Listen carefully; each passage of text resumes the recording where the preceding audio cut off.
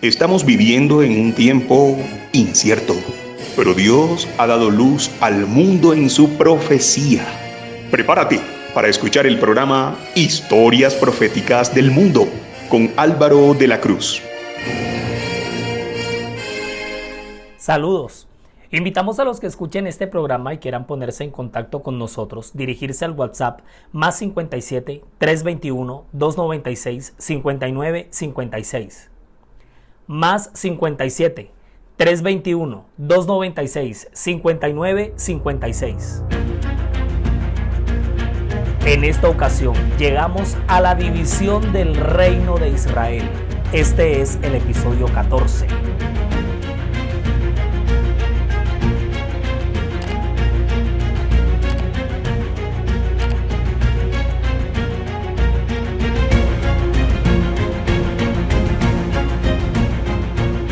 En el episodio anterior vimos el traspaso del reino de David a Salomón, el paso de lo que es del reinado del padre a su hijo, porque aquí estamos viviendo una monarquía generacional.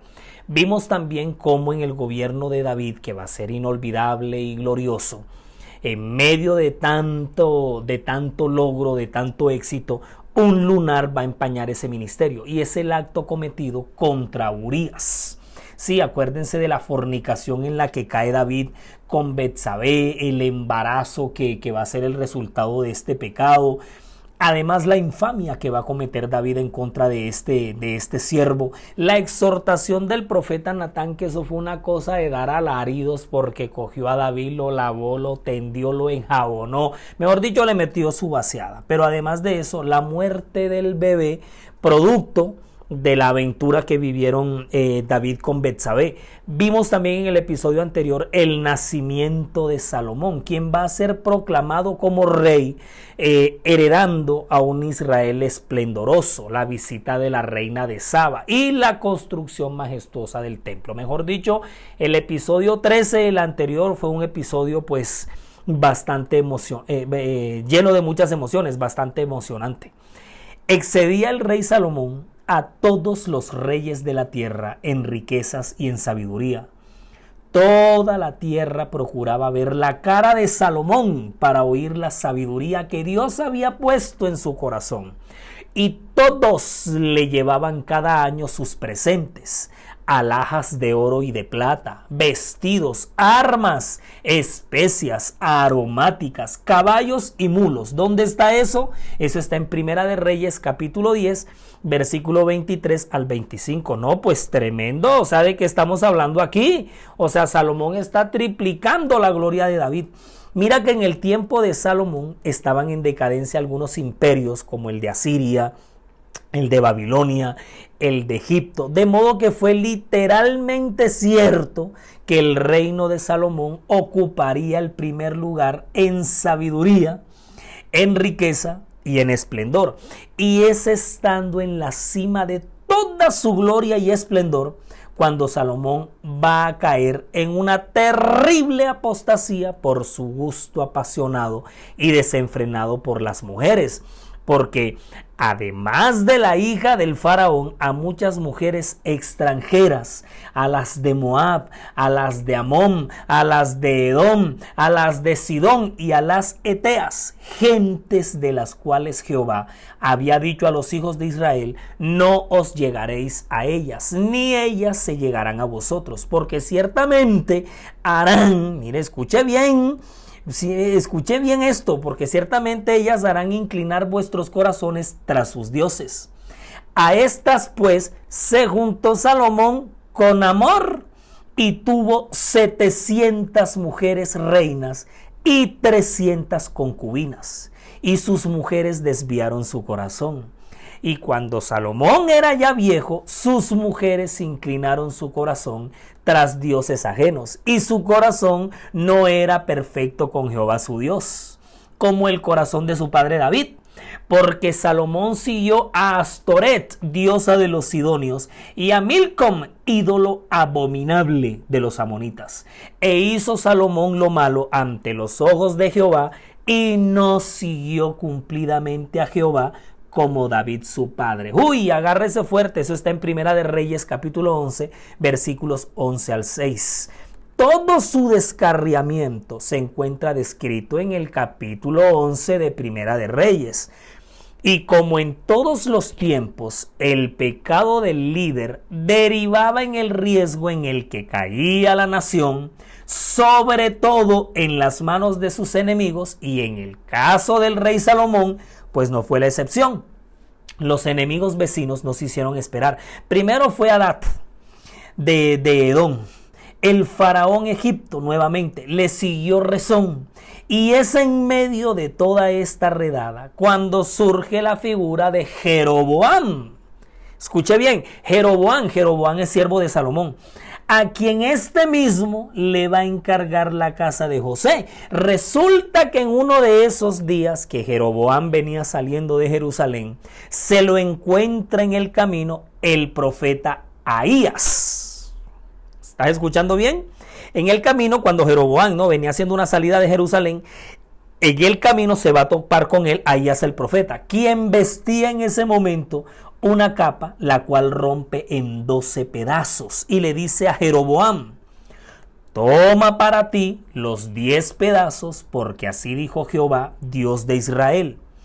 He aquí que yo rompo el reino de la mano de Salomón, y a ti te daré 10 tribus, por cuanto me han dejado y no han andado en mis caminos para hacer lo recto delante de mis ojos, y mis estatutos ni mis decretos, como hizo David su padre. Pero quitaré el reino de la mano de su hijo y lo daré a ti, las 10 tribus, y yo afligiré a la descendencia de David a causa de esto, mas no para siempre. ¿Dónde se encuentra esa profecía de Ahías? Se encuentra en Primera de Reyes, capítulo 11, versículos 31 al 39. Tremendo lo que le está profetizando aquí, tremendo lo que le está prediciendo. O sea, desde ya le está diciendo que en el reino del norte se van a agrupar las 10 tribus sobre las cuales va a reinar Jeroboam. Mire lo que está diciendo aquí, luego de que el reino le sea roto y le sea quitado al actual rey que está en el trono, que es Salomón. Pues, ¿cómo les parece? Escuche que por este mensaje, por el mismo Dios a través de su profeta, Salomón se enciende en cólera.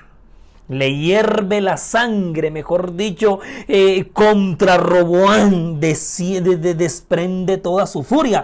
Le da la rabia por la profecía que Ahías lanza a favor de Jeroboam y todo lo que va a pasar con Jeroboam. Tanta es la cólera de Salomón que Salomón procura matar a Jeroboam. Oiga, pero qué cinismo la de este hombre. No, estaba descarriado. O sea, mide el aceite, estaba súper descarriado. Y a Jeroboam le toca salir huyendo y esconderse en Egipto hasta cuando el rey Salomón muere por allá como en el año 930 antes de Cristo, después de 40 años de reinado que terminaron de una manera desastrosa, porque esto fue una cosa nefasta, esto fue avergonzante.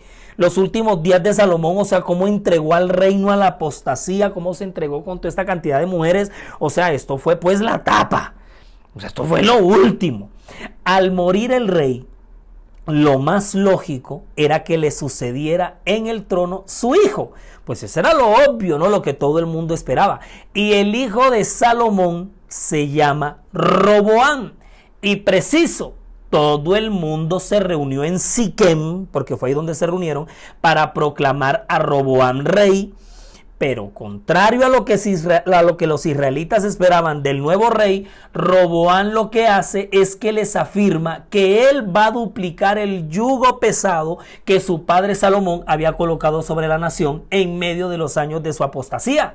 Y esto lo que provoca es que se levante en todo Israel una rebelión en contra de su nuevo rey.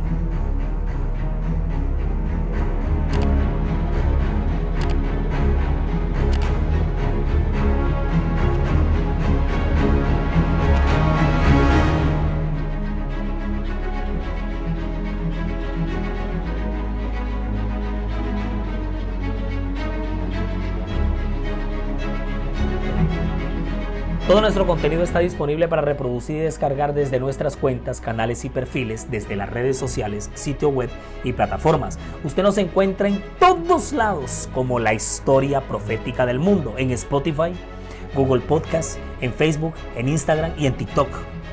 En YouTube, siga nuestro canal. Dele me gusta a los videos y active la campanita de notificaciones para que le llegue de inmediato cualquier contenido que se vaya compartiendo. Nuestra página oficial en internet es www.lahistoriaprofeticadelmundo.com www.lahistoriaprofeticadelmundo.com. Es diseñada y administrada por Sama, agencia de marketing digital de la cual el poderoso Edinson Galván es el gerente. No deje de asomarse por la web, siempre estamos publicando novedades, siempre. Mi padre agravó vuestro yugo, pero yo añadiré a vuestro yugo. Mi padre os castigó con azotes, mas yo os castigaré con escorpiones. Estas categóricas palabras las expresó con un soberbio autoritarismo Roboam, hijo de Salomón, presunto sucesor al trono de Israel. Y fueron estas mismas palabras las que generaron un malestar nacional en el pueblo, que estalló una severa rebelión que se prendió en Siquem porque el reino se negaba a reconocer como nuevo rey a este prepotente y a este imponente sujeto. Ahora, lo que hace Roboam cuando se levanta toda esta revuelta es huir a Jerusalén y empezar a gobernar desde Judá. Mira, todos los conflictos geopolíticos que se suscitaban ya desde la antigüedad. Esto que está pasando actualmente no es nuevo, esto es viejo. Pasó desde el devenir de los años de la historia del pueblo de Dios, en la historia del pueblo de Israel. Ahora, con esto lo que añade también a sus dominios es a la tribu de Benjamín. Sí, Roboam. Ustedes saben que Jerusalén está en Judá. Y se añade en todo este autoritarismo de su gobierno a la tribu de Benjamín. La revolución como tal la protagonizaron las 10 tribus del norte. El establecimiento de la capital en Jerusalén, en el límite entre las dos tribus de Judá y Benjamín, fue lo que estimuló un cambio. Y de allí en adelante, Benjamín echó su suerte con Judá. Y aconteció que oyendo todo Israel que Jeroboam había vuelto, enviaron a llamarle a la congregación y le hicieron rey sobre todo Israel. Eso está en Primera de Reyes, capítulo 12, versículo 20. La noticia de la insurrección cundió pronto por todo el reino. Después de poner en marcha la rebelión, es probable que Jeroboam, actuando astutamente, se abstuviera de tomar otras medidas y esperó que lo llamara el pueblo. Se convocó entonces a una gran asamblea que nombró rey a Jeroboam sobre todo Israel. Esto parece indicar la pretensión de las 10 tribus del norte, de que solo ellas constituían el verdadero Israel. Mira, tengamos aquí en cuenta, muy en cuenta el siguiente detalle. Jeroboam no es descendiente de David, por sus venas no corre sangre real, mientras que en el caso de Roboam, sí. Entonces ahora entienden un poquito más por qué la casa de David en Jerusalén se inclinó más hacia Roboam para reconocerlo como rey. Entonces, por quedar Jerusalén en Judá, la casa de Judá, el territorio donde va a empezar a gobernar Roboam como rey, se le va a llamar Judá o reino de Judá con capital en Jerusalén, o reino del sur, dicho de otra manera. Porque estas dos tribus quedaban en el sur de la nación, Judá y Benjamín. Y por ser mayoría, las 10 tribus del norte que reconocen como legítimo rey a Jeroboam, este reino se seguirá llamando Israel o reino del norte. O sea, quedaron 10-1, 10 tribus en el norte. Empezaron a conformar el reino del norte, Israel, y las 2 tribus del sur, Judá y Benjamín. Entonces empiezan a conformar el reino del sur, Judá, con capital en Jerusalén. Siquem fue la primera capital del reino del Israel del norte, que comprendía hasta estos momentos solamente Samaria y Galilea. Posteriormente, la capital del reino de Israel fue Tirsa, pero cuando llegue el rey Omri, él va a construir su nueva capital en Samaria, que continuó siéndolo hasta la destrucción del reino del norte en manos de los asirios. Pero eso lo vamos a ver con mayor detenimiento en los episodios que siguen. Uy, los episodios que vienen están llenos de adrenalina y de acción pura, les cuento. Porque después de esta división, lo que le va a llover a la nación entera es candela venteada, candela viva, por todas estas cantidades de pésimas decisiones que van a tomar. Dice que dividirse, agarrarse de las mechas para terminar dividiéndose. Oiga, ¿habráse visto semejante cosa alguna vez? El pueblo de Dios, en lugar de unirse, estallan en un conflicto interno y se parten en dos. Pero por favor, qué cosas tan nefastas las que hemos hecho, por Dios bendito. Y durante años, al dividirse Israel, lo que hace es que queda una nación débil, supremamente débil. Todo reino dividido es un reino débil. Y esto no era cualquier pueblo, era el pueblo, el elegido, el escogido por el mismo Dios del cielo. Pero no. A esto se les da que por ponerse a pelear como dos niñitos chiquitos, terminan agarrados y para más remate, partido en dos. O sea, re grave la cosa. Y les cuento algo, quedamos fue pero re feos para la foto y los que venían a grabar el video no vinieron. O sea, quedamos fue pero lindos, bellos, hermosos. Y aquí lo que va a venir es una gruesa cadena de errores en serie. Porque los reyes que van a venir de aquí en adelante, tanto en el trono de Israel en el norte, como en el trono de Judá en el sur, van a ser una partida de sinvergüenzas. Que el que llegue y se monte se va a comportar peor que el anterior. Y esta mala racha empieza con el mismo Jeroboam. Porque yo no sé qué fue lo que le pasó. Amaneció un día con una película de terror en la cabeza. Sí, señores. Sí. Esto va a pasar. O sea, después de esta división no debió ocurrir jamás. El pueblo de Dios no puede dividirse. Pero esta gente se empezó a pelear. Y se empezó a pelear por unas bobadas. Que yo gobierno, que tú sí tienes, que yo no tengo. Oye, pero por favor. A ver, vamos a ponernos serios aquí. O sea, aquí se van a cometer de aquí en adelante. No, ya las veníamos cometiendo con todos los reyes y todo lo que teníamos al rey. Desde el mismo hecho de pedir rey ya la cosa empezó fea. Pero se empezó a endurecer y se empezó a empeorar. Pero no perdamos de vista nunca que a pesar de todas estas malas decisiones, de todas estas metidas de pata, de todos estos torcidos, sigue siendo el pueblo de Dios, porque era el pueblo de Israel. Ustedes no encuentran aquí en ningún momento que Dios desecha a su pueblo por todas estas pésimas decisiones y toda la apostasía en la que caen. Claro, cuando vimos en episodios pasados el periodo de los jueces, pues Dios castigó, levantó esos enemigos, los reprendió, se levantaba un juez, volvían en paz, volvía y pasaba lo mismo. Pero en la época de los reyes va a venir a pasar peor todavía, y va a ser peor que peor, porque vamos a tener reyes en un lado y vamos a tener reyes en el otro.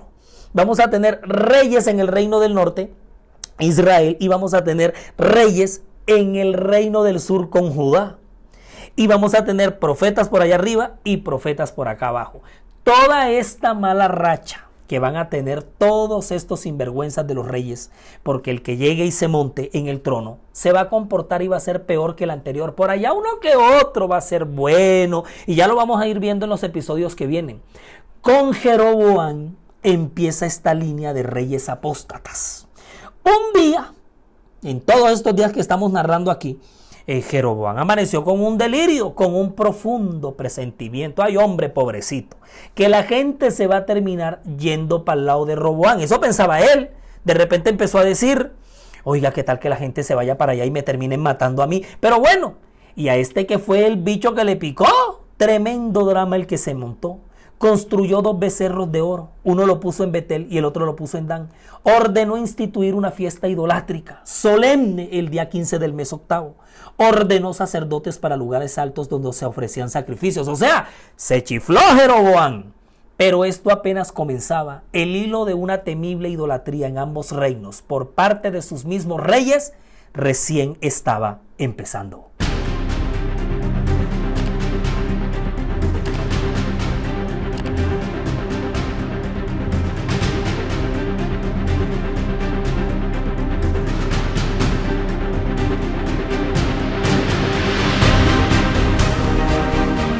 Al rechazar hacia el Señor, Israel seguía un cambio que solo podía terminar en la ruina. Es inevitable el desastre cuando los hombres abandonan al Creador de los cielos y de la tierra a cambio de la adoración de becerros de oro. Y es que, en vista de los amplios efectos del pecado, una terrible responsabilidad descansaba sobre Jeroboam. Los levitas rehusaron prestar sus servicios como sacerdotes en esos santuarios idolátricos y, habiendo sido separados de su sagrado ministerio, se fueron a Judá y a Jerusalén. Solo gente de las más depravadas normas podían consentir en servir como sacerdotes para los lugares altos y para los demonios y para los becerros que él había hecho. Como resultado, se depravaron cada vez más las normas morales del pueblo. Ahora, déjenme decirles una cosa. Esta fiesta que instituye Jeroboam en el 8º mes fue una fiesta rival de la fiesta de los tabernáculos, celebrada en Jerusalén en el 7º mes. En apariencia se conservaban ciertas formas de la antigua religión, pero en muchos aspectos la nueva religión se oponía diametralmente al culto de Jehová. ¿No les causa algo de curiosidad que esta fiesta se celebrara en Israel un mes después que en Judá? Eso está como sospechoso, ¿no? De todo esto, pues posiblemente porque la ruptura entre Israel y Judá aconteció en ese tiempo. Y así se instituyó esa fiesta de todo el pueblo para celebrar el establecimiento del nuevo régimen. Bueno, pero a este nuevo rey alguien tenía que ponerle el tate quieto. Ya está bueno, porque es que la máscara se le cayó, pero rápido. Pues aquí es donde entra el papel de sus siervos, los profetas, porque es un varón de Dios, enviado desde Judá, el que viene al rey con palabra de Jehová, y agarrando con las manos en la masa a Jeroboam junto al altar para quemar el incienso, este mensajero le profetiza que desde Jerusalén se levantará un siervo de Dios llamado Josías. Así es, así lo están escuchando. ¿Quién será el que le dará fin a todo este carnaval que se había armado? Pero cuando Jeroboam escucha todo esto, se enciende en ira, levanta la mano contra el profeta y da la orden que lo detenga. Pero lo que sucede es que en ese momento la mano se le seca y no la podía mover. Y en el mismo instante, el altar idolátrico se rompe derramándose la ceniza. Mejor dicho, se le acabó el baile. Ante lo cual Jeroboam, impávido, le ruega al varón de Dios que interceda ante Yahvé por él. Y en el acto ora a Dios y la mano se le restaura a Jeroboam. Con todo esto no se apartó Jeroboam de su mal camino, sino que volvió a ser sacerdotes de los lugares altos de entre el pueblo, y a quien quería lo consagraba para que fuese de los sacerdotes de los lugares altos. Y esto fue causa de pecado a la casa de Jeroboam, por lo cual fue cortada y raída sobre la faz de la tierra. Esto lo encontramos en Primera de Reyes capítulo 13, versículos 33 y 34. En medio de los días del gobierno apóstata de Jeroboam, su pequeño hijo Abías cayó muy enfermo. El rey lo que hace es que envía a su esposa hasta Silo, donde vivía el profeta Ahías. ¿Lo recuerdan todavía? El que le había profetizado con su capa que cortó en 12 pedazos. Que él sería rey sobre las 10 tribus de Israel. Bueno, entonces él lo que hace es que él manda a su esposa hasta allá para que le profetice sobre su hijo. Pero este muérgano lo que hace es que le ordena a su esposa que se disfrace para que el profeta Ahías no la reconozca, porque además de estar ya muy viejo el profeta, tenía ceguera. ¿Listo? Así fue, la mujer llegó disfrazada hasta su casa en Silo, pero como la gente no termina de entender que el profeta es profeta y que el profeta mata rey, Dios mismo le revela todo a Ahías, y esta mujer, al entrar a la casa, se queda congelada porque Ahías la saluda, reconociéndola como la esposa de Jeroboam. Le profetiza además las nefastas condiciones en las que va a terminar la casa del rey, según la palabra de Jehová. Por tanto, he aquí, yo traigo mal sobre la casa de Jeroboam, y destruiré de Jeroboam todo varón, así el siervo como el libre en Israel. Y barreré la posteridad de la casa de Jeroboam, como se barre el estiércol hasta que sea acabada. El que muera de los de Jeroboam en la ciudad, lo comerán los perros. Y el que muera en el campo, lo comerán las aves del cielo, porque Jehová lo ha dicho. Y tú, levántate a tu casa, y al poner tu pie en la ciudad, morirá el niño. ¿Qué? ¿No me creen lo que les estoy diciendo? Vuélense a Primera de Reyes, capítulo 14, de los versículos 7 al 16, y léanlo por ustedes mismos con sus propios ojos. Además les anuncia que se levantará un nuevo rey en Israel en esa misma hora, el cual destruirá la casa de Jeroboam. Uy, esa pobre desdichada fue pero corriendo de esa casa como una loca, con todo y disfraz. Y vino a Tirsa, y entrando ella por el umbral de la casa, cuando estaba entrando, el niño murió. El tiempo que reinó Jeroboam fue de 22 años, y habiendo dormido con sus padres, reinó en su lugar Nadab, su hijo. Mientras todo este horror acontecía en Israel, en Judá, en el reino del sur, no escampaba, porque el que apostató fue el pueblo. Se edificaron lugares altos, estatuas e imágenes de acera, en todo collado alto y debajo de todo árbol frondoso. Hubo también sodomitas en la tierra, e hicieron conforme a todas las abominaciones de las naciones que Jehová había echado delante de los hijos de Israel. Total, aquello fue el cataclismo espiritual, la cereza del pastel. ¿Y qué fue lo que ocurrió? Que Sisac, el rey de Egipto, subió contra Jerusalén, tomó los tesoros de la casa de Jehová y los tesoros de la casa real, y los saqueó todo. También se llevó todos los escudos de oro que Salomón había hecho. De 41 años era Roboam cuando empezó a reinar, y 17 años reinó en Jerusalén. En su lugar reinó su hijo Abiam. La Biblia afirma que entre Jeroboam y Roboam hubo guerra todos los días. Ahora reinaban en Israel, en el norte, Nadab, y en Judá, que es el sur, reinaba Abiam. La tabla genealógica y cronológica para los siguientes siglos de quienes van a reinar en cada lado, y sobre todo los profetas que se van a levantar en cada lado para amonestar los excesos que van a cometer todos estos reyes, es lo que vamos a ver en el próximo episodio, porque la cosa se va a poner más interesante, porque se vienen unas severas personalidades. Escucha bien, tome nota. Aquí va a aparecer Isaías, Miqueas, Habacuc, Sofonías, Nahum, que son los profetas del reino del sur en Judá, pero también se van a levantar Jonás, Oseas, Amós, que son los profetas para el reino del norte, es decir, Israel. No se lo pierdan, porque esta historia del pueblo de Israel cada vez, pero cada vez se pone más buena y se pone más interesante. Resumimos y nos fuimos.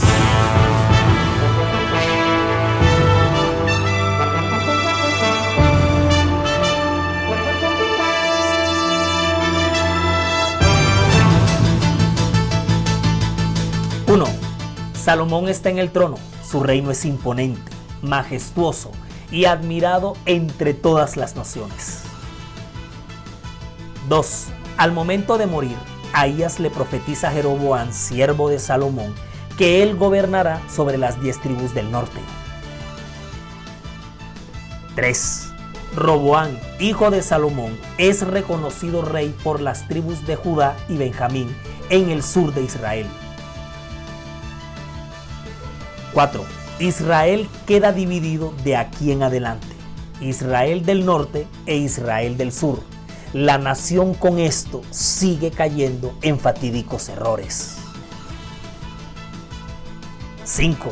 Sin que nada escape al control y a la voluntad de Dios en cada etapa en la historia de su pueblo, en la producción audiovisual May Vanegas, relata Álvaro de la Cruz, y para todos ustedes un feliz día.